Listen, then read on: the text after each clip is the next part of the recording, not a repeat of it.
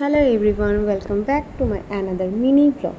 আমার ব্লগগুলো তোমাদের কেমন লাগে সেগুলো তো তোমাদের আমি প্রত্যেক ভিডিওতেই জিজ্ঞেস করি, তবে এই ভিডিওটা একটু আলাদা। আমি হচ্ছে গিয়ে প্রত্যেক ভিডিওতে তোমাদের সাথে শেয়ার করে দিই যে আমি কোথায় যাচ্ছি, কি করছি না করছি, কিন্তু এই ভিডিওটাতে হচ্ছে গিয়ে আমি শুধু শেয়ার করব আমি হচ্ছে গিয়ে কোথায় যাচ্ছি আর কিভাবে যাচ্ছি। কারণ আমি ভালো একটু আপগ্রেড হওয়া উচিত, কারণ প্রত্যেক ভিডিওতে তোমাদের সব কিছু আমি দেখি দিই, মনে হয় যে কি তোমাদের সেই জিনিস জানার কোনো ইচ্ছে বলতে নেই। তাই জন্য আমি ঠিক করেছি যে আমি হয়তো ছোটো ছোটো ক্লিপগুলো তোমাদের সাথে শেয়ার করবো। তো আমরা যাচ্ছিলাম বেড়াতে, পুরো ফ্যামিলি একবার রেডি হয়ে সকালবেলা 8টার ট্রেন ধরে চলে গেছি, রেডি হয়ে চলে গেছি স্টেশনের জন্য।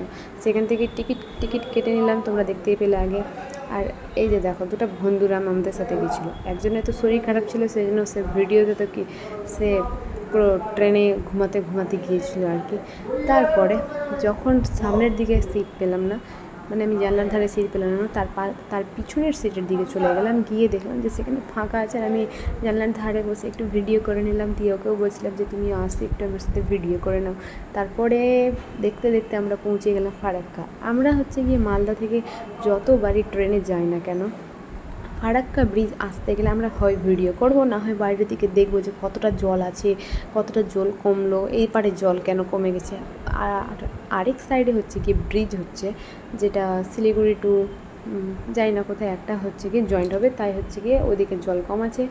আর এরকম আমি হালকা হাওয়া খেতে খেতে পৌঁছে গেলাম আমার ডেস্টিনেশনে। আর আমি কোথায় গিয়েছিলাম সেগুলো তোমরা অবশ্যই ছবিতে দেখে নিয়েছো।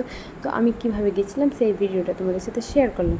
তো তোমাদের ভিডিওটা কেমন লাগলো আমাকে অবশ্যই কমেন্টে জানাও। Thank you, tata. আর ভালো লাগলে একটু লাইক করে দিও, কমেন্ট করে দিও। তোমাদের কমেন্ট করতে টাকা লাগে না, বুঝলে গাইস।